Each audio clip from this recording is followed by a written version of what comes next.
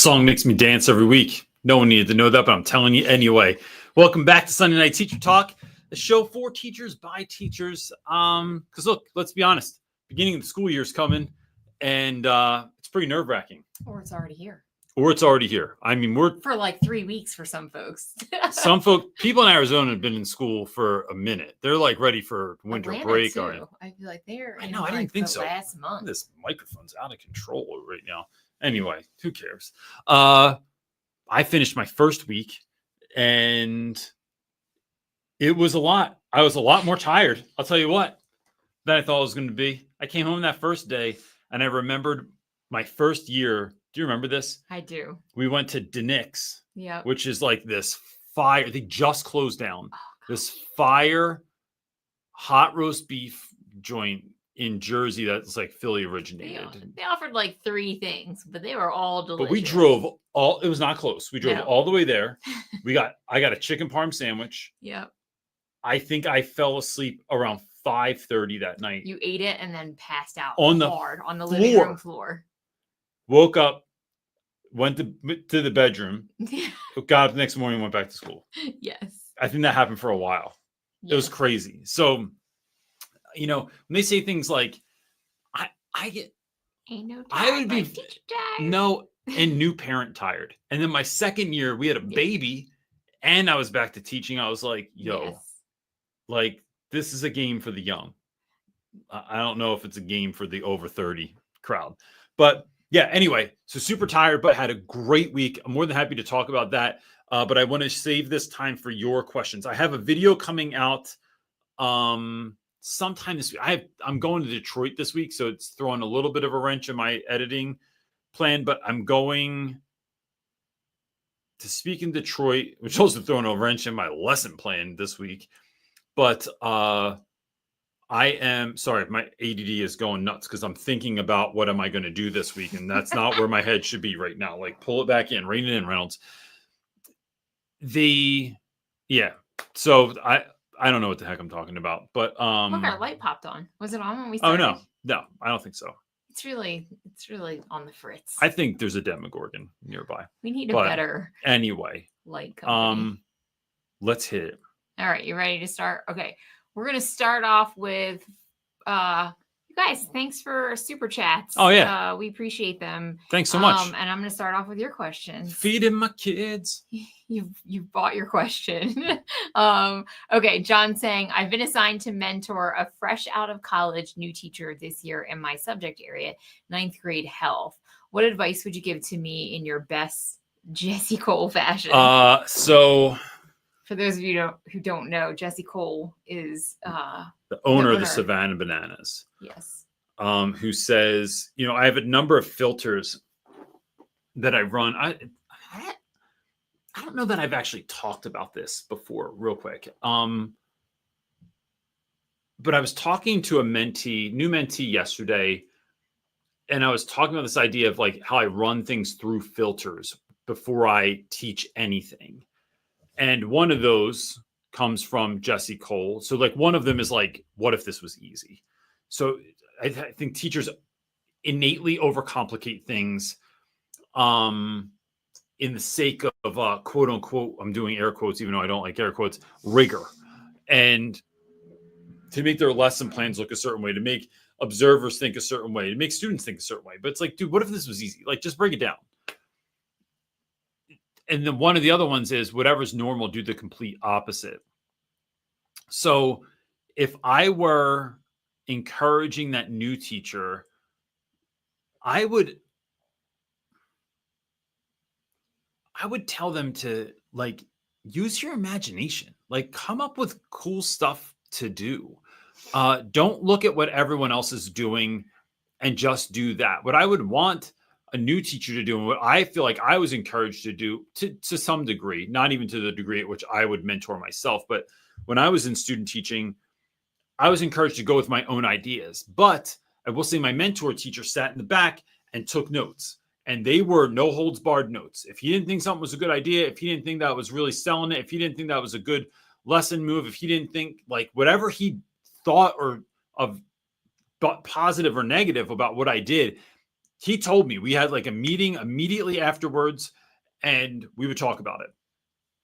That being said, I would encourage them to think outside the box. But here's where I think people go wrong with thinking outside the box. You're not thinking outside the box just to do it. You're not even thinking outside the box just to make class different. How is what I'm going to do differently going to help students to learn better?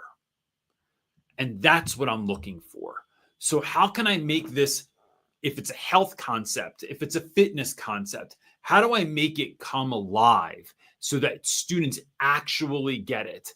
And so that's what I'm kind of looking for.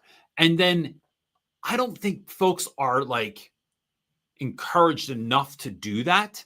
How much can you encourage them to do that? And then how can you, John, keep it 100% real with them so that if they do something great, you're celebrating that. If they don't do something great, you're going to push back on it. That's going to get them ready for real school, right? Like for when they have their own, what I mean is like when they have their own classroom, right?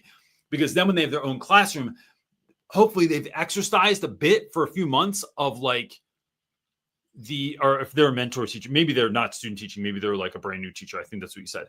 But they are exercising that muscle of like trying new stuff and then getting used to kind of that thing not working too. And I think this is going to push you too, John. I mean, I know that like you're already doing this kind of stuff with your classes anyway, but this is giving you that opportunity to like be the example. So like, what are you doing? So they can go, oh snap, I'm going to do what Brossett's doing over there. Like that you all, I would use that to feed each other's fire is what I would do that for.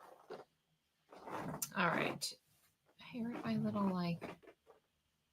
I have no idea. You got all kinds of new functions on here that I don't know about. It's kind of fun. They really step up their game here on the old StreamYard platform. They made it a lot easier for two things to happen in the comments. It used to be really hard for me to find comments and then keep them organized. And now it's like 2 different sections. So y'all can have your conversation. I can find questions and then keep them listed in order on a different Remember the old section. days when Edie had to pull questions, we've put done them in all a Google kinds sheet? We've done all kinds of kooky things.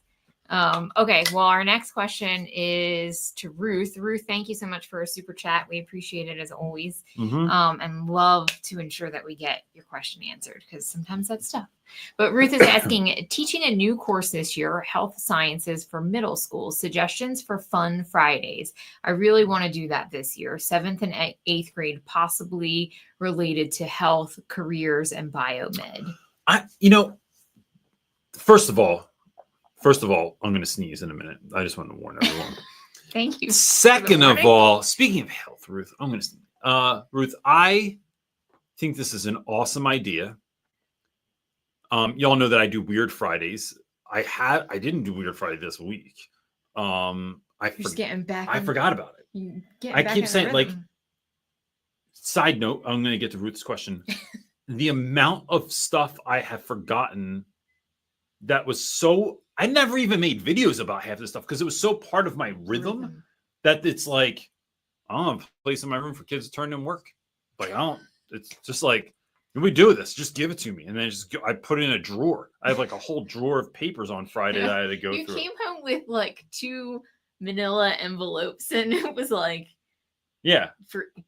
Oh, Brody's class, Marley's class? Yeah, that's what I wrote on it. And then I was like, I don't even have paper clips. Like, I need to get some paper clips. Like just stuff you don't think about that you just had all the time in your classroom, which is why, like, you can't see here, but like half the office is naked because I took all the stuff to school. We tried to put a book over here to cover. Yeah. That's like, there you go, something over there. So, Ruth, I'm thinking of a couple of things. One, who in the health and wellness space could you get to talk to your students? Maybe you could have someone, Zoom in for 15 or 20 minutes each week. Find online influencers. Find folks that work around diet and nutrition. Find folks, maybe it's a snippet from a really great health and wellness like documentary, right? So I'm thinking like whether that's Super Size Me or it's Super Size Me 2 or it's Food Inc. or, you know, I mean, the number one trending, not that it's good, we watched it, but the number one trending show on Netflix right now is the Biggest Loser documentary. So looking for things that are relevant in that space, that I might go there. I might go to can you make a snack in class, depending on the number of students you have, that's actually healthy so students can see what that's like. Or challenge your students to find a recipe online that's healthy. I am trying right now to find a breakfast muffin for my kids so they can eat breakfast later, but one that's not made with sugar, that's like has all these like a lot of dietary restrictions and then a nut-free restriction on top of that because of our kids' school. Like, it is incredibly difficult, the things that people label that are healthy that aren't really healthy. Like, it's kind of crazy. But talking about some concepts like that, like health halos and stuff like that, which is a topic that's covered in Super Size Me 2, which is a great documentary. And I think he got canceled around that time. And so that's why that documentary didn't hit. It was a Me Too situation. Yeah. So, but it was a great documentary. It's informative. Because you know what's interesting about that documentary is like it's not about him. It's about like this whole other thing. Anyway, that's a whole nother conversation. Health halo is what it is.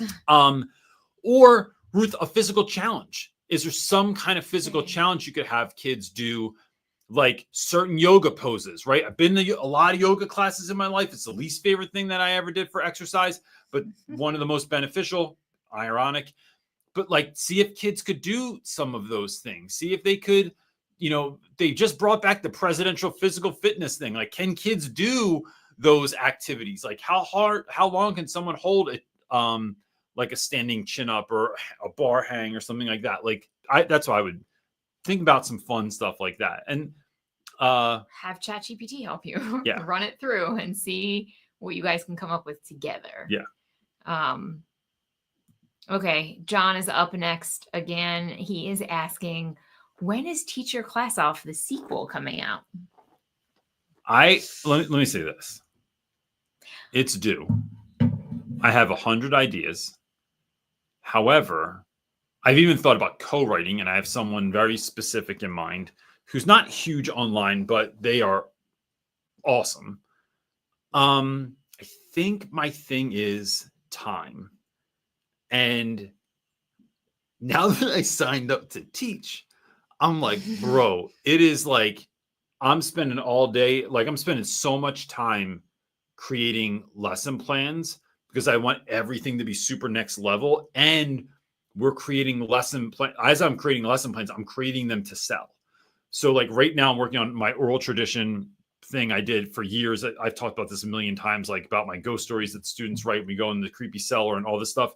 But like, how do I do that and create this whole lesson plan that's built on that and then make it ready to sell and have that time? So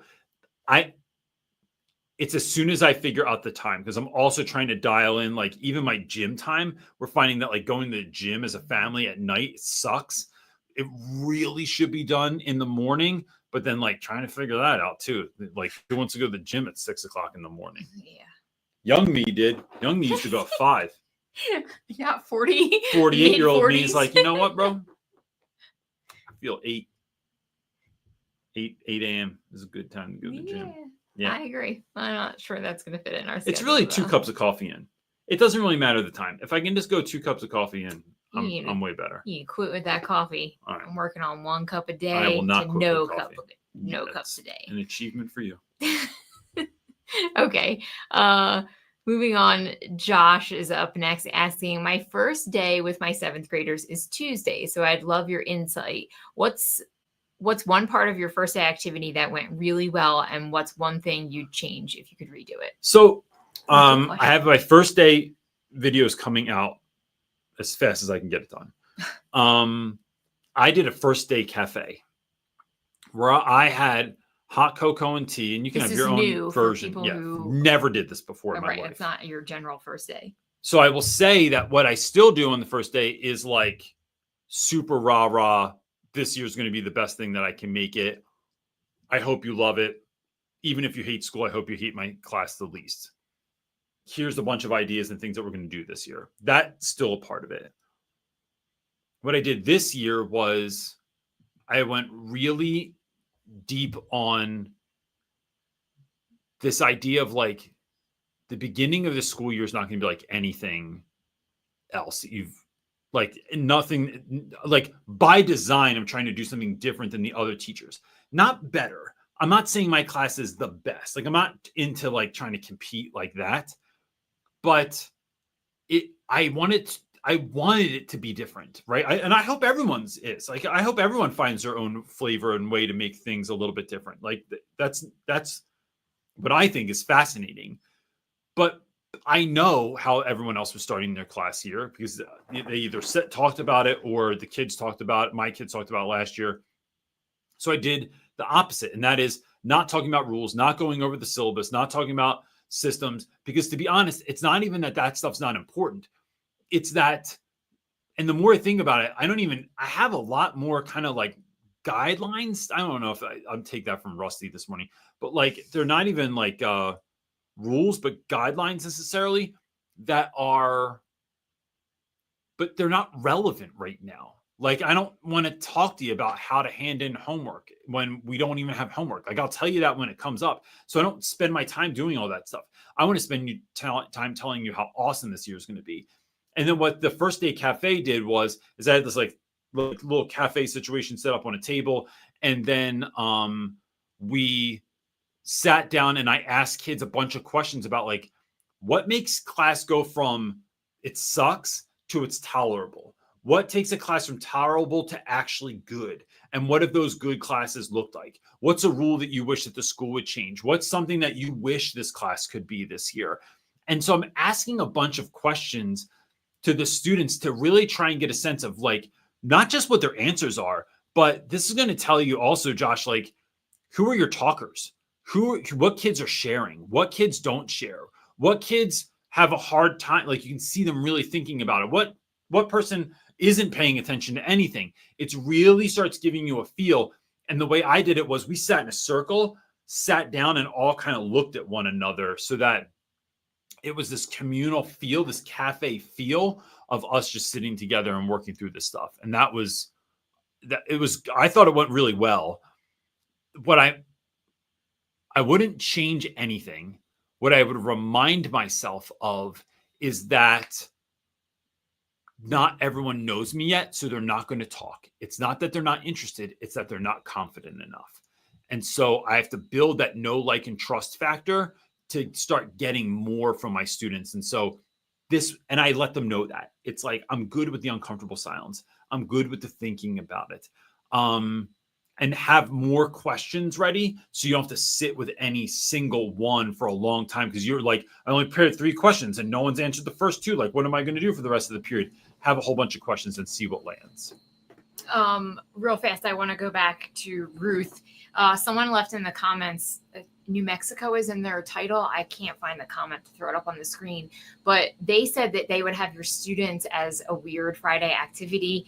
Have your students get something healthy, find the ingredients of something that they think is healthy, and read the back of the ingredients, and then look up the ingredients that they don't know and see what they do to your body. That is brilliant, because that's part of what put me on this journey of like in my life of understanding like what is cellulose in frozen waffles from Eggos, like xanthan gum is xanthan gum. I love xanthan I started gum. learning about all these things, and it really was like so gross and disturbing to me when I found out what they were, that I'm like, oh, citric acid sounds so safe, but it's actually made from black mold. Like it's no longer from lemons or citrus. I come from public education. I think that's a great We activity. live off of black Love mold. It's in every classroom. Stop. Should not. We just act like those stains in the ceiling tiles are just, old water. We're gonna have to take care of that one. Yeah, I know. I got some in my current classroom. I know. We're gonna take care of that. Okay. Up next is Farming the Plains. Who's Leighton? Who's Leighton? Leighton. Yes. From school. asking, how did you, or why and who motivated you to educate educators, and how did you stay motivated? So What a great, thoughtful question. it is. Brody's the one that got me to start making a YouTube channel. Then he got bored because it's a lot of work on the back end. Not as exciting as those family vlogs make it look. Just the idea came to me of, well, what else do I know about? And I thought, well, what if I made videos for younger me? Oh, they're making somebody's microwaving something. What if I made videos for younger me that would have helped me when I started teaching? And the beauty in that, Leighton, is this. And I've talked to you about this. So for those of you that don't know, Leighton is in the 9th grade. He is my daughter and son's friend. He's a great, great kid. And he's what I will say, you were one of my favorite people at the school. And Leighton and I had this conversation a bit this summer where we've visited his family's farm where they raise cattle and stuff like that. And fascinated by all that. And Leighton had this look of like, well, what, like, this doesn't seem that interesting, but that's because he grew up in it. And here's the bottom line, y'all. Your ordinary is somebody else's extraordinary. Because there's things that are happening that I knew that I was doing in my classroom.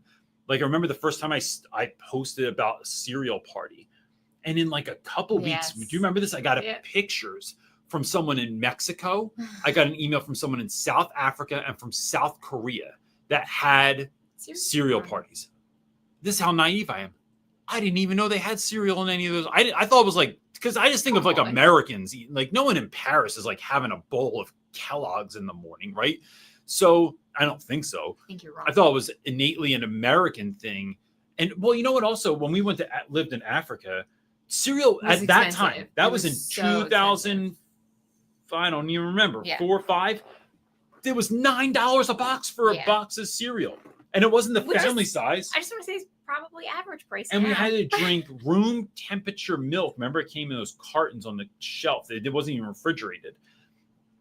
And like, so I just didn't think that. But what I found was that your ordinary is someone else is extraordinary. I think that's what keeps me motivated. And what people don't see all the time, Leighton, is the immense number of private messages that I get, whether it's an email, a DM, Facebook message, of folks that are like, I almost quit, or I did quit and I found your book, or, you know, my classroom was a disaster and then I found you. And this is not, look. That's the motivation. Yes, right? It's the motivation. I know I'm not the only, like, I didn't do that to you. Y'all have to take what we're saying and do it, right? This is the easy part, right? Like, is coming up with for me, it's the easy part is coming up with the ideas. Then you got to go run the play. So hearing sit-ups will give you abs is one thing, but then like doing sit-ups is the hard part. Right. So, but that is the motivation to me, is that we are helping folks do the work God gave them to do. And to me, the motivation that keeps going is the flip side of that too, is like, God has not told me to do something else yet. So this is what I'm doing. So yeah. Where did my little thing go? Oh, Josh, you're in Detroit. I'm going to be in. Yeah, he said I would love to connect with Where am I going? In Detroit. Starts with an R. I don't know. It's right outside. It's not Detroit, far from the airport. Yeah, I'm staying at the airport. 5 miles. So shoot me an email, Josh, at hello@teacherclassoff.com. Okay. I don't know how to. There it is. Okay. We're gonna jump to Rachel.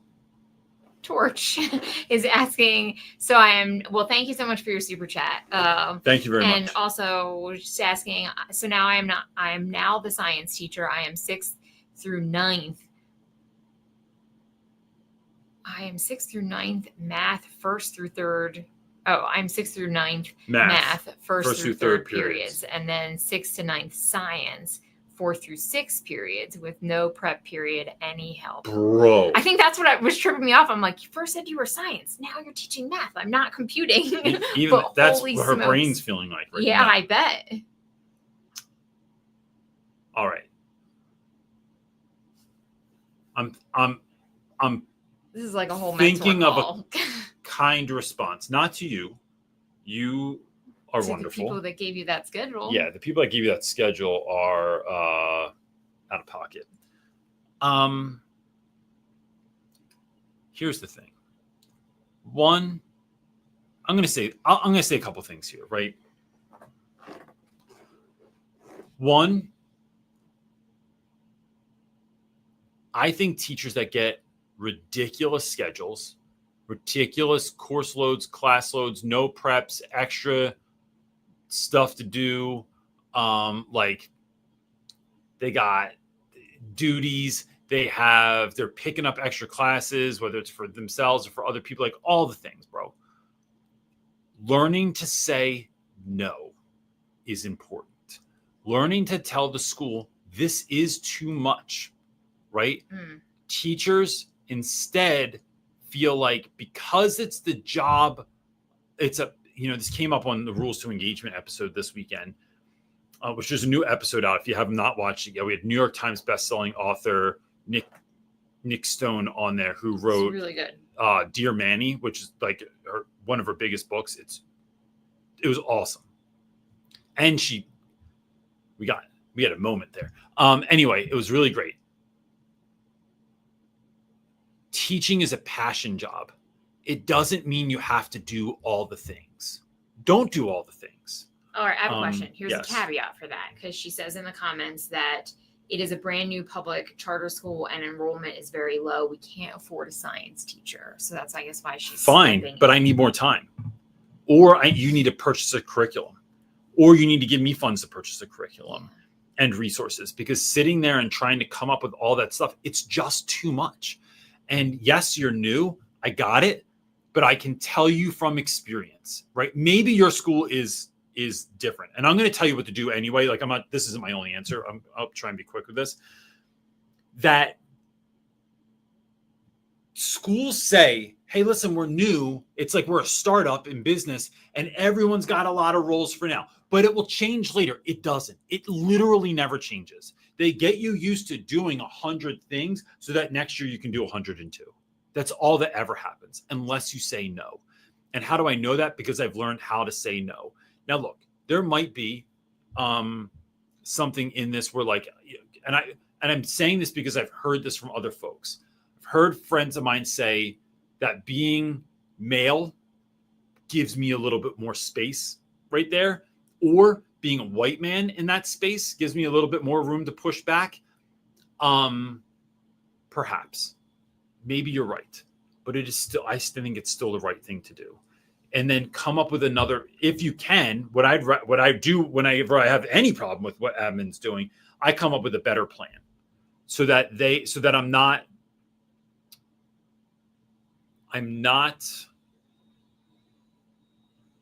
just giving them back another problem that they have to figure out. I've already solved the problem.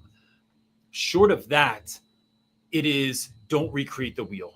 You have to either purchase a curriculum or purchase pieces of a curriculum, even if that's using Teachers Pay Teachers, even if it's using something that you can find that's going to help, because creating all of that stuff every week is just it's not sustainable. And then what I would do is, I think I talked about this last week. Did I talk about this last week? Maybe it was an email to someone. It is systematize your week. Make every Monday for all your math classes, we do this thing. Every Tuesday is this thing. Every Wednesday is this thing. So it's like new concept, practicing new concept, mini challenge on the new concept. Thursday is like whatever that is, right? For your math and science classes, it's like, do that every week. Here's the rhythm for math. Tuesday, here's the rhythm for science. I would find people online that maybe are doing great stuff and try and follow them. So I'm going to tell you, my friend Becky Schnexer if you just type in Becky in Amazon and Expedition Science, she is the best science teacher I have ever known, ever, period, the end. And I would look up, like, try and follow some folks that are doing good stuff. Even go to the Facebook group, try and find other people, and maybe they can help you out. But what you want to do is here's the thing. What I'm getting at here is, how much can you get off your plate so that you can be you? So you can do the thing you are good at in class, whatever that is. I need to offload some of this other heavy lifting so I can do that. But that's what I would do. But I would first have a conversation with admin and say, like, listen, this is too much for anyone. Like, and admin likes to make you feel bad sometimes because, like, you should be better at something, or we're all doing it. We're all carrying 6 classes and having no. Can't they hire a long-term sub, which is at a cheaper rate? Potentially. Potentially. But it's like, that should be a part of your budget. Like, when making the school. Yeah. Or I guess if enrollment is so low, they didn't expect it to be that low, and it's like, how do we do it now? Yeah, that's a tough situation. Okay, up next. While you're looking for the next question, let me just say this. Ready. Not all answers are easy too, right? So I understand that what I'm saying is like a very difficult conversation that you have to have. And it sounds like you're being weak. This is how some people might hear this, that you're being weak, that you can't handle it, that, you're not like, I understand what I'm saying to do, but it doesn't mean it's not the right answer. Because you can do anything. You can't do everything. And this is something for teachers to really think about as schools keep asking you to do more stuff, to add more things on. It starts with all these little tiny things, like, can you do lunch duty? Could you come in and could you pick up on this extra class? Could you do mentoring? Could you pick up this elective? Like, we don't have enough elective teachers. Could you just do this thing like twice a week? And then the next thing you know, there's 40 kids in your classroom twice a week, and it's too much, right? It's always one more thing. Simple and deep, folks. Do less things better instead of a lot of things half-assed. But Rachel, and that's what I'm looking at. If there is no other option, because I see you commenting in the comments here about budget and there's no unions, so you have to talk to your principal. You have to also then, one step further, decide if that's what you want to do, right? Are you there for the mission that they're there, and you're willing to hold that load because it's for a season, or you're going to get compensated on the back end? It's a little bit of sweat equity. Like, it's having those conversations with your principal or with yourself even, and figuring that part out. And it's like, is this what you want to do? Are you down for the mission? Do you believe that the school is being who they say they're going to be, and it's just going to take some time to get there? Are you willing to put that work in as an investment into the future of the school? Let's say this, maybe, folks, because some of your schools really are about it, and they really are going to get better. When they're saying, like, listen, this is what it takes right now, we're getting better, right? They really are about that. And so I'm willing to take the ride. The startup that I'm a part of right now, Knowledge, there's a lot of sweat equity on the front end, but we all believe in the mission so that's the parent company that runs Rules to Engagement. We believe in it. Some of you have schools that you believe in, and you're going to go, and you're willing to do that for now because you know it's going to pay off later. But some of you are like, I don't get any sense that this is going to ever get better. Thinking about that too is important. Yes. All right, what you got? All right. We're through like 3 questions. We're 35 minutes in. Matt is up next asking, what's your advice for dealing with slow note takers? A lesson lecture that should take only 15 to 20 minutes is taking the whole class. I post study notes and slides on Google Classroom. Guided notes for certain students. Or let them record it. Have them do audio. I'm going to say this. Writing notes by hand. Yes. Studies show I know that it has more, like, I forget what the numbers are, but it's like you remember it better. So I would have them write it, but cut out the filler words. What are the most important things? So like, so what is, so kids that write slow, That doesn't matter. Okay. I mean, that's not the conversation for another time. Yeah, okay. But like, it is still have them write, but give those kids like basically print out your notes and then omit key words, and they're writing those words or phrases. And when you're putting notes up there, just have them underlined or highlighted, and you don't even have to tell the rest of the class. This is like something you're giving certain students that just take notes slowly, or that maybe it's kids that have mad ADD. Maybe it's kids that like have horrible penmanship, but you're looking for those students and you're giving them guided notes. Yeah. I just think of recording a class or recording like note lectures is another like accommodation for someone that's a slow. I didn't mean to say that that's not a good idea. I think in tandem with I do, what I'm talking right. about. I do understand. And because I agree, because I know it works for me. Physically writing it helps retain it more. I know. I've seen your Post-it note situation all over the house. Looks like a murder mystery show. It's only for me to understand. Nobody else needs to understand that but me. Okay, Karen is up next asking advice for a first-year teacher stress, please. I'm dying going to work every day. I already feel like quitting. All right. This is the most exhausting job I've ever heard from people, like out of people with different careers, right? It's teaching. It's just like so exhausting, especially the first like 3 years. I think it gets a little better as you get to year 3. It does. And some people get better faster or better at certain things faster. And then we judge ourselves because we're not them. But here's the thing, Karen. Let me tell you this, that on my first day back this week, there were a number of things I felt a surprising amount of stress and aggravation with. And I didn't get to I didn't feel like quitting. And I'm not trying to judge what you're going through or not trying to measure myself against that. But what I'm just kind of giving you my situation. I'm going to tell you what my sort of thesis is here. And then I think that's what's going to help you. So feeling completely overwhelmed, feeling aggravated, frustrated, but realizing that this won't last forever. So let's say there's a particular group of students that are bothering you, right? That are getting on your nerves. The funny thing, here's what God did this week. I got a DM. I got a number of DMs seemingly out of nowhere from a bunch of old students that were just like, give me love. One of them was a kid who was an actual nightmare in class, like a nightmare. He would start fights with kids because he would give them gum that he already ate. And then he would give it to them, or he would put it in his mouth or lick it and then give it to them. And then they would punch him in the face and knock him out. Right. This happened multiple times. True story. True story.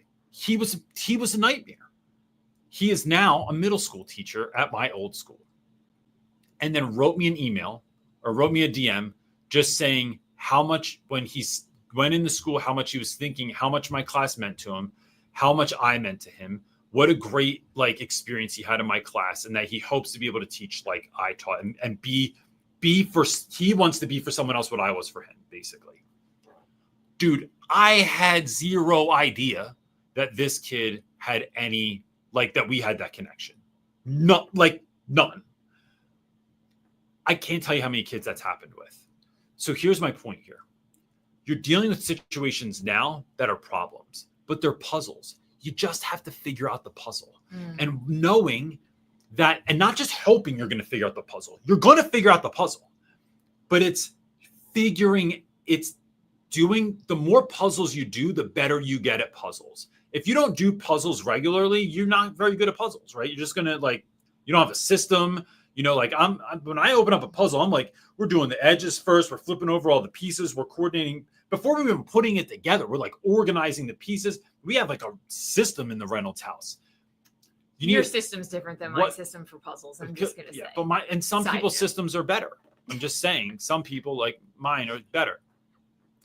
What is your system going to be? So it's how do I get to know these kids better? How am I going to hold kids accountable? How am I really going to stay true to my word? How am I asking for more help if I need more help from someone else? What do I do if a kid acts up? What do I do if a kid explodes? What if I feel if I'm melting down? What are these plans for these pieces? And when I reminded myself of that, I do two things. I put a half smile on my face because it's not that big of a deal, right? It's not the end of the world. I want to do great, but I realized even though I'm not doing great now, I'm going to do great. I'm going to figure this out. And that, especially in getting a couple of messages this week, like other dude yesterday that hit me up that stole my final his freshman year, stole my final, hit me up, Reynolds, and I won't tell you his language because we're from Philly. But you're the best curse teacher that I ever had. I appreciate all that you poured into, bro. What? I didn't even know. So it's like, that's the other part, is you're going to have an effect that you just can't see, Karen. And you got to believe in the things that you cannot see as a teacher. We're planting seeds. We don't know when they're going to grow, but we just keep tending to them. And once you do that for some time, these dudes I'm not tripping over these kids in my class, right? Like I'm not sweating it because I know I'm going to figure it out. And that's going to be, it will, because I always do. Absolutely. All right. Hit it. All right. Oh, that's how that does it. Okay. Real estate asking, how do you deal with students who don't like you and drop your class for a less rigorous or a different teacher, and deal with those students that tell other students to drop your class? I mean, look, one, I think of it like this, real estate. If someone came to see my band and they didn't like my music, I don't want them there anyway. I want my crowd pumped, right? I don't want Universal people at my Disney park, right? That's why Universal is there. I'm not for everybody. Not everybody likes my jokes. Not everybody likes my creativity. Not everyone likes being extra and doing weird stuff. We just had a conversation this morning thinking about taking a class trip to Santa Fe to go see the Renaissance Fair, right? This is like, not sure if this is going to happen. It's a little bit short notice because it happens middle of September. But I know that trip's not for everybody. Not every kid wants to go to the Renaissance Fair. I'm going to tell you right now, I didn't think I was a Renaissance Fair dude. So I took a bunch of kids to the Renaissance Fair, had the time of my life. And I'm like, now I'm a Renaissance Fair. Oh, gosh, I don't want to say that out loud. You're not a Renaissance. If you were a Renaissance person, you would be like dressing up and role playing. Like you're not really. Oh, we're LARPing this time. We're going full LARP. Yeah, I'm going to LARP. You're going to fall in love with me all over again. So you'll be like, look at that night shining aluminum. No. So I think the way I would choose to look at it is, thank goodness. Like, and with the kids that stay in there, now you have people that want to rock with you. You have people that want to do what you want to do, that are down for you. We are not the one for every kid. And that's hard, right? And you're talking to a number one, like 100% bona fide people pleaser right here, right? So it is something like, you talk to my therapist about something that comes up all the time, right? When I talk to therapists or ChatGPT. And so I know I'm not the one for everyone. And although I don't want to deal with the rejection of someone leaving my class or someone talking about leaving my class, I'll tell you what, it would make me want my class to be even so much better that you're sort of like, I'm going to sound like a comic book character. You are going to rue the day that you left my class. You're going to be like, oh, snap, can I come back? Now, I didn't know it was going to be like that. I know y'all were doing that in there. I would want to make my class that much better so that, this is just my competitive nature, maybe, that kids would be like, oh, I shouldn't have left that. Oh, that sounds fun. That sounds exciting. You're going where? You're doing what? Who's speaking to your class? Why are y'all leaving the classroom all the time? Like, what are you doing? Man, that would make me dial it up like by 10. I love your profile picture, by the way. Is it a VW bus? It is, like little campy. It's my dream. Night. I love it. So cute. I also would think it's like telling those students, like, well, the law of least effort is like a real thing. Like, I get why you might want to go to this teacher, but this is why that's not a good idea, or why doing hard things like makes you better. And it's like, kids don't think about that. I don't think most adults think about that. We're all accustomed to trying finding the easiest least way. way to do something. The easiest, yes. Thank you. You know what nobody knows? Mm-hmm. I want a Volkswagen bus I've wanted forever, but then I want to paint it to look like a school bus. It's going to be like the teacher class off school bus. If you have a Volkswagen bus that you don't want anymore, let me know. Okay, Matt is Our neighbor across the street has one sitting in the yard. There's a lot of cars that you want that are sitting in people's yards. Because in New Mexico, things don't rust. They just are just because there's no rain. There's more VW Bugs I've ever seen here, and our daughter loves VW Bugs. That's like her dream car here than I've ever seen. We're a Volkswagen family with no Volkswagens. So go ahead. That's so funny. I never thought of that. Yeah, never owned one in my life. Okay, Matt is asking, can you explain Weird Fridays? Yes. So Weird Friday is, I am going to, if you could look up this quote, because I'm going to misplace it. I think it was Oscar Wilde that said, a mind once exposed to a concept or idea can never go back to its original state, something to that degree. What I found in Philly was working with so I did this all the way in Camden too, but like in Philly specifically, kids didn't leave their block for safety reasons. So if you were from 58th Street, you didn't go all over the city. You didn't go all over the place. What's the quote? Man's mind, once stretched by a new idea, never goes back to its original dimension, right? Oliver Wendell Holmes said it. So I want to actually put that on my wall. That's one of my quotes I want on my wall in my classroom. And what I've seen is that kids in Philadelphia had never even been to like downtown Philadelphia. They've never been to Penn's Landing. They've never seen the Liberty Bell. They've never been to Independence Hall. They never went to Old City. They never went to Fishtown. Like there's all these places that they'd never been.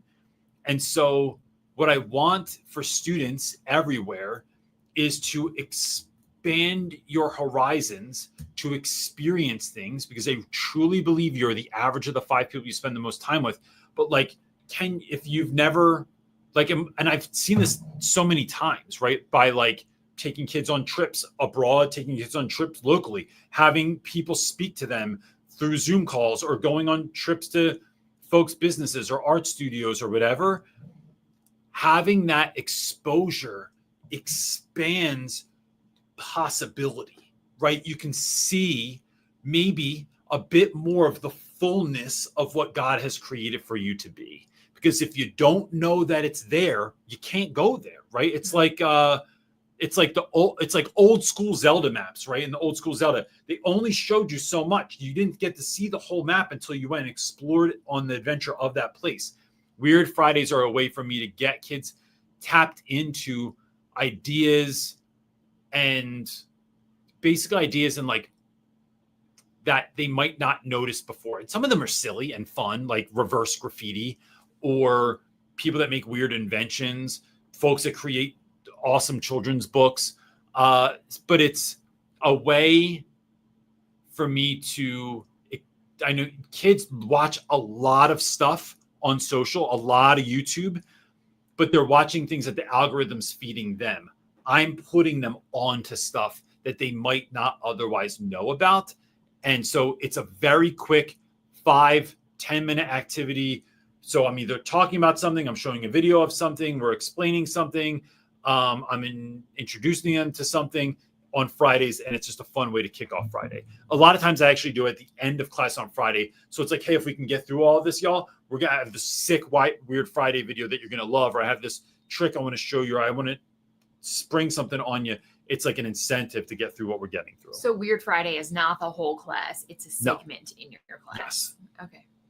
It's a little bit of magic sprinkled on the end of the week. Great. Okay. Marcus is up asking, I feel like I spend so much time planning my lessons and doing other important things that help my students. I work 60 to 70-hour weeks, but I still feel like I always have a ton of things to do and never manage to catch up and do everything I want in time. Any tips on how to become more efficient in planning? Because I feel like my main problem is that I do things very slowly. Second question will help just give you more insight. My biggest issue in class is that we don't manage to do all the things that I plan, and the main issue is transitions, I think. Any tips? All right. So one, this would work a lot better. this would be a really good in-person conversation, because what I'm going to say, you might already be doing, but I'm going to say it anyway.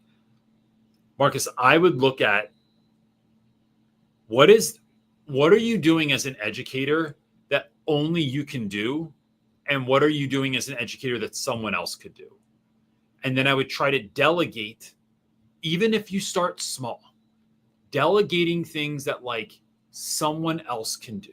So I already found that one of my students, Daisy, knows how to use the copy machine. She's one of the only students in the school that's allowed to use the copy machine. Think I'm going to make a copy for the rest of the year? No, Daisy's going to do it. Even though I know it only takes a very small amount of time for me to run down and make copies and all that stuff.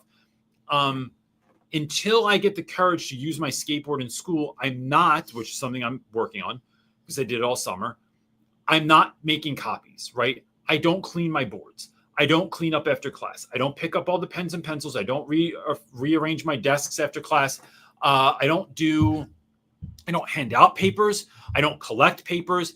I'm looking for starting small, right? I realize that these are small, but these things add up. And I'm exercising the muscle of getting used to delegation. What things do I not have to do? So if I know what my lesson is, and I can run that lesson through ChatGPT and say, make a lesson plan for this based on these standards, blah, blah, blah, it'll just make it for me. I already know what my lesson is, but to sit there and formalize it into whatever your school's version of that is, to a lesson plan that we're 99.9% of school administrators are never going to look at anyway. It's there just because you have to do it. Get rid of that. Is there, do I have to come up with essential questions for what I'm doing in class? If you have the lesson, you know why you're doing, you know what you're doing, but you don't want to like come up with these formalized essential questions, ask AI what they are, right? It is trying to get that time back of things you don't have to do so that you can do the thing that only you can do. And this is just good idea in life, right? Like I'm constantly trying to get things off my plate that like I used to design a lot of stuff for our business. I don't anymore. My wife is so much better at it. Now, look, she's a lot slower, but she does a better job, right? I'm more thorough, I would say. Yeah, but like because I move fast. I move really fast. But I'd rather give that to her, have it take 25 to 35% more time, but I know that I don't have to do it. Yeah. Find those things. With regards to transitions, incentivize transitions. So I have a video on transitions, but the two things I think of first are, one, they're timed. So, all right, y'all, we're going from journal entries. I have a question. Yes. In regarding to this. Marcus is saying, though, that basically he's planning so much that he can't get through it. So to me, it's not about delegation, although that's a great tip. And I think a very important one to help buy back yourself any time in the classroom, like handing out papers and all of those sort of things, like let someone else do that. It buys you back time. But if you're planning too much and you can't get through it, and maybe it's your transitions, but are you packing too much in there? Because less is more. You've even found this through like developing talks and doing professional when I speak, development. I'm always have CJ too much tries stuff. to jam everything in there because he wants to give all of the information to the teachers. He wants to be the best helper. But really it's like almost overwhelmed for the student in whatever form that is, whether it's teachers or actual students. So to me, it's like, are you breaking down your class? Like I have 50 minutes and 5 of that is junk time of like taking attendance or maybe give someone else attendance, but like breaking down like the intro, the board work or intro or whatever you call all those things, because I'm not a teacher, but like breaking them down and then being very specific in your lesson planning that you're only delivering like 20 minutes to the main subject or whatever it is. Like, less is more. Can you do that? Because it feels like I hear you saying you're planning too much. I think if I was Marcus and I had to just figure this out, I think if I was in your position, I would either find a trusted source in your school or district that would look at a lesson plan and say, here's where I would cut the fat, right? These are the things that I think you could take out, and this is what I would focus on. Or if that didn't exist, I would literally go on our Facebook group, try and find other teachers that are teaching us like similar content, and then but are finding success. And then how are they stripping away some of those aspects as well? And if not my Facebook group, maybe there's a science teacher Facebook group out there. I have no idea. But like, I am trying to put myself around people that are going to help me, because sometimes, and I know this for myself, Marcus, like when I talk, I sometimes go way over, and I don't I want it to be short and sweet, right? I want it to be like a punk rock set list where it's like, we're 45 minutes in and out, concert's over. We're not Bruce Springsteen over here playing for 5 hours. It's short and sweet. So how can I know that I really need a coach for speaking to help me dial that down, because I don't have the eyes for it. It feels wrong for me to strip that away. Who can you talk to that's going to help you be able to do that? And that's what I would look for, is like, don't sit there and try and figure it out yourself. Now, I will say this also. This is another use case for AI, especially y'all. So he has a thought. I'm waiting. If you're not paying for at least ChatGPT Plus, which is $20 a month, you are doing yourself a disservice. Get rid of Netflix, get ChatGPT, run your lesson plan through there, and ask it where you should trim the fat. Okay, so Marcus is saying, I have an issue with AI. In my opinion, is that I feel like I need to improve my planning by letting AI do it. I won't ever get better. Studies show creativity decreases if you don't use your creativity muscle. Absolutely. But what I'm not using it for is creativity. I'm putting my crazy idea. Was doing this morning. Here's my crazy idea. And I just talk it through. I use my voice, right? Voice to text. I tell it, here's what I want to do, and here's all my ideas, and here's this thing. And, oh, yeah, I forgot to mention this thing, and I want to bring this part into it, and I want to show this show, and I wonder if we should show this show. Should I show Netflix? Should I show Stranger Things this week, or should I show a Scooby-Doo episode? And then I get it, tell it all the things, and then see what it comes up with, and then I don't live with that. I go, okay. You tweak it from there. Here's what this looks like organized, right? It's like someone took my junk drawer of a brain and did one of those things neatly organized Instagram posts. And now I can go, okay, what do I want to keep? What should I keep? What shouldn't I keep? What don't I like as an idea? And I just keep whittling it down. That is me using creativity. But the way my brain is structured is it is built for creativity and of awesomeness. Not just old weird crap that you don't need anymore and hairballs and stuff, but it helps me to organize some of my ideas. Now, I will say this, Marcus, I've had co-teachers that did the same thing, whether it was Miss Yonkers or Miss C, sitting down with them saying, here's all the things I'm thinking about. And then we would work together to come up with a more comprehensive plan. So it's not that I'm not being creative. I'm actually being more creative, but I'm being more productively creative. That's how I see it. Yeah, I think that's a good. Transitions. I have a video on it. I'm going to say this real quick. Time your transitions, make kids hurry up, and make the first thing in the next part of the activity something fun. And so can you gamify the review? Can you gamify the notes? Or y'all better hurry up. You got 20 seconds to get your notebooks open. I'm going to throw these notes up on the board. And then when I start going over them, the train's already moving. If you are too slow, not too slow because it takes you longer, too slow because you're screwing around. When I get that second page of notes, I'm not going back. Y'all better hurry up. That's how I do it all the time. Okay. And I'm ruthless with it. This is your fire round. We have 3 questions I would like to hit get it. through. Let's do it. Prairie Wind Farm, New Mexico is saying, speaking of kids that don't share, my senior girls refuse to participate in class. They claim they are intimidated by the boys.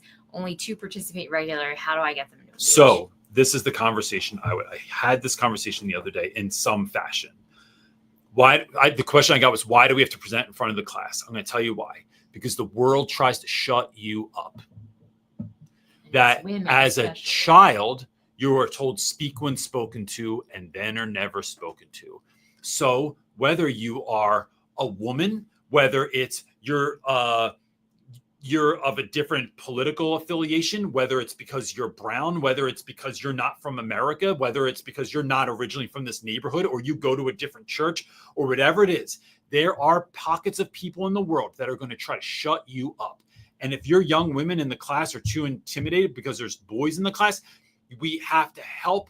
One, boys will fill all the space with their words and then just say the dumbest things because they're immature, right? See this in school.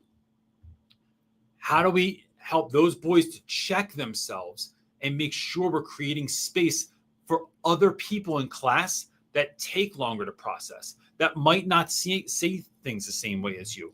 I need to help them to cool it so that we're creating that space.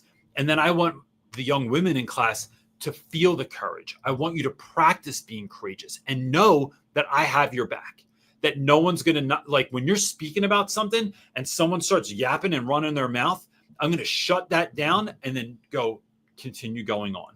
That's what I'm doing. This is a great moment. And I think you as a woman, and maybe getting some other strong women in your building too, to like sit down, we're going to have this conversation because we're trying to empower these young women to really be all that they are meant to be as well, and not just cower because like the dudes won't shut up. Like that's not that. This is a great learning opportunity for all of you, I think. Okay, Taylor Edwards is asking, what does reteaching look like for you usually? One of my priorities this year is to be better at differentiating for my struggling students. What kind of scaffolding do you put in place? So I want my students to really realize that leaders are repeaters.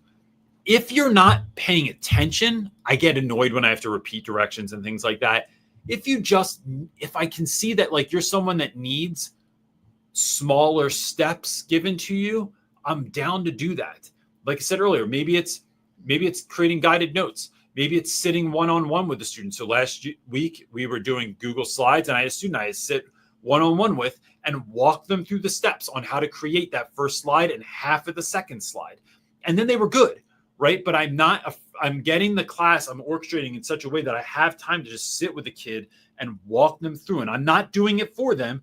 I'm saying, all right, I want you to hit this next thing, then go to this, then go to this, then go to this. All right, now what did I say? What are you going to do? Show me on the next one that you understand. I think there was a saying, I don't know where it came from, but I grabbed it somewhere. I hear and I forget. I see and I remember. I do and I understand. It is always through that framework that I'm trying to teach kids, especially those that struggle. And then I'm looking for clues as to how do they best learn. And then once I start getting that, that might take you to December, right? That might take you from September to December to start really figuring that out. But I'm telling you what, that after winter break, my classes have historically been cooking because I took all that time to really figure out who you are and how you learn and what makes you tick. Now we're gunning for it. And then differentiation to me means that sometimes we're doing projects that those kids that were struggling before, this kind of thing, they're going to crush at. So this year we're going to make projects in Minecraft. I know some kids are going to hate it. They're going to think, why do we have to just give us the questions? Where's the test? This is so dumb. Why are we doing this? It is a children's game. And I know other kids are going to soar with it. And I'm already seeing that separation in class. Differentiation is just that. It is making learning in a whole bunch of different ways. Some of those are going to be easy for some students. Some are going to be easy for others. And then it's going to be difficult, same thing with difficulty. So it's really getting to know them. And also I think emailing home and finding out more and more about students. Let me say this. When you're thinking about intel about students, the more dots you can collect, the more dots you can connect. That I keep that in mind too as I'm teaching through the year. All right, last one. Delia is asking, needing advice. The new dean took a student's word for me, not doing anything in my class. Obviously, that's not the truth, but I'm furious that the dean now thinks I don't do anything in my classes. Any advice? Delia, that says more about, let me just say this first. I know this doesn't necessarily help. It says more about the dean than it does you. Kids, look, I told parents in the beginning of the year at Meet the Teacher Night. What did I say? Do you remember this? I was reading something. Sorry. Oh, sorry. When I told parents, I'm like, my class is fun. You said you're going to hear about the fun more than you're going to hear about the learning, but the learning is weaved in. Yes. So you're going to hear that next week they're going to tell their parents, or 2 weeks from now, that we watch Stranger Things in class. We're going to watch episode 1, season 1 of Stranger Things, right? They're going to hear that I made a campfire in class and that we read stories by it. They're going to hear that Reynolds projected stars on the ceiling. They're going to hear that we watched all, as a pre-class one day, we're going to watch all the rules, horror film rules. I edited them all together from all the Scream movies, right? They're going to hear all these things. But what they're not going to realize is that there was also education happening. Kids don't always see the education, right? I think if you can make Brussels sprouts and asparagus tasty enough, that kids are not like, it doesn't seem like you're eating Brussels sprouts. So that is, the kid is missing it and the dean's missing it. And so I've had those admin that are deeply frustrating. So the other day I have kids out in the hallway and they're doing a challenge, walking down the hallway with books on their heads to see who can get from one end of the hallway to the other the fastest, right? And we were talking, this was weaved into the short story that we just read and the feelings that came up in the characters in the short story. And I was trying to get the kids to feel those same feelings. So we were doing this activity. My superintendent walks out in the hallway, sees what we're doing, and she goes, I don't even know what this is, but I already love it. So I explained to her what it is. She goes, oh my gosh, this is so, she loved it, right? I've done that same activity with other kids under other administration, thought it was the dumbest thing anyone ever did. This has zero educational value, I was told. It's not rigorous. So what you need to remember is really not about the dean. It's not about the kid. It's, are you doing what's in the best interest of children and doing what's in your giftedness? That is not always going to be evident to everyone else, right? If I look at the teachings of Jesus, the Pharisees, who were the most educated people on the Torah, still did not think that Jesus was who he said he was, right? And that's like, so I'm using that as an example, like like that. All of my favorites. Rafe Esquith, one of my favorite teachers of all time, right? Read any of his books. People in the school thought he was an idiot, right? He's awesome. Do you read the stuff that he's doing? You see the effects that he's having. He's been knighted by the queen, right? Like, he's doing sick stuff. And everybody didn't agree with it. It's just like, it's getting to the best of your ability used to that, because you're watching other kids that are growing from it, that are gleaning something from it. So that, yeah. Okay, John, because he super chatted you. Yeah, do it. Let's get his in. Any way to film yourself doing an entire class period or part of a period, could you get that parent permission from all the students in that class? I'm thinking about it. That has been asked for years. People have asked for that. It's not the permission as much as it is, it's hard. Like when you build that, I'm going to be like, what's the Fokker movie? Meet the Parents. When you build the circle of trust with students, and then you're going to say, I'm putting this out there to the world. And knowing that the internet is not a kind and friendly place, like our community, right? Like, John, you've seen it, like, is great. But the more attention a video gets, the more random crazy people I get. Like, they just come in and say the most crazy stuff. Even the live feed. There's weeks when like we must hit some kind of algorithm, and then all of a sudden someone's in there like talking crazy madness in the chat. That's my concern, is that the safety of students and asking them to be vulnerable and still talk about the things we talk about. And then we're going to put that out to the world. That's always the hard thing. That's the thing I have not figured out a way to get around yet. Did you have one more on there? Someone asked about how to do merch Okay. or how to get to merch, because it's on our website. There used to be a store link, and that doesn't Our work website, anymore. The please. website's in the process of Pray getting for it. redone. Yes, pray for it, because the woman who's doing it is even dealing with major health issues. So we're on the slow bus, but eventually it'll get done. But for now, you can find our store if you want to get anything. It's shopteacherclassoff.com. Yep. And you can get resources there. You can get blueprints. You can get classes and workshops.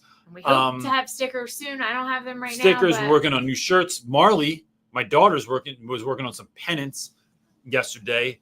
My favorite new one is Stay Weird, and my other one is Pay Attention. Bro, stop looking at my pennant right now. Pay attention, right? It's like an immediate like reminder. It's not. We're not even going full encouragement. We're just going like, bro, pay attention. It's gonna be awesome. So look, yeah. This week, trying to get my first day of school video out. And next week, I don't know what that video is going to be like. I'm be in Detroit this week for some speaking at a school there. And that's it. Anything else coming up? No. Nope. Awesome. Busyness. Oh, go watch Rules to Engagement, the yes. season finale. It's It was phenomenal. really great. It's really good. It's about a lot about literacy. It's so, I felt good about it. Mm-hmm. And I liked my sneakers on the episode. Go watch it for that. That's it, gang. We will see you. We'll see y'all next week. Cool? Yeah. Bye. Peace.